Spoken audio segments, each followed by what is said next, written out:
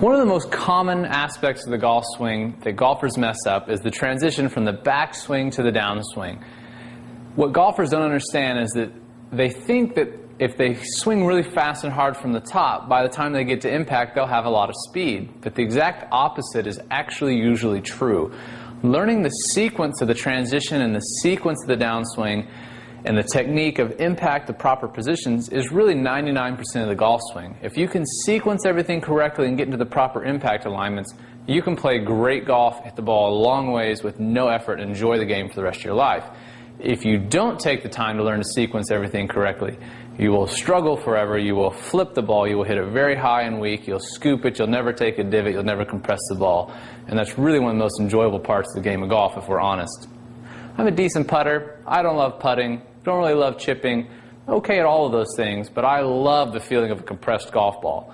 And if you learn how to go through the sequence correctly, you will be able to do that perhaps for the first time ever, especially if you keep working on the impact alignments. So this is a very, very important video. Here's what we're going to do. In order to sequence this correctly, you're going to have to go through the same mundane tasks that my students do, which is hitting a lot of quarter and half and three-quarter shots, to learn to master the sequencing and the timing of it in order before you ever move up to a full swing. So here's what you've got to understand. You're going to work through things very, very slowly at first and very chunky and in clunky steps at first in order to be able to do the moves correctly. Then we'll build up to full speed. So here's how it works. At the top of the swing, you're going to go to the top and pause, just like we always do. Now what you're going to do is you're going to add the piece that we've already worked on, the down cock drill, right? Shift to the left, wrist's going to bend back, club comes in narrow, close to the right shoulder. From there, the next piece is bringing your hands to your right thigh. If your hands get to your right thigh and the club shaft is still parallel to the ground, you have all the lag in the world that you possibly need to hit a good shot.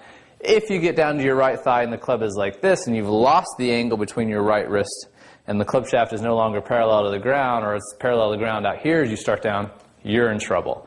You're going to be scooping it and flipping it for the rest of your life. So, in order to avoid that, we're going to down cock and shift, pull the hands to the thigh, and then work on our impact alignments and release. What you want to feel if you're really, really struggling with this and you've always casted the club from the top because you spin your body coming through, it's the most common cause, because what you're doing when you rotate your body is you're creating centripetal force.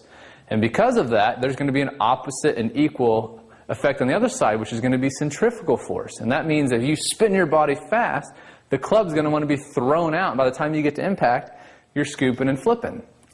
So as you're doing this, you're going to keep your upper body and even your hips, for many hip spinners, feeling like they're shut. So as I do that, notice that my left shoulder is very low.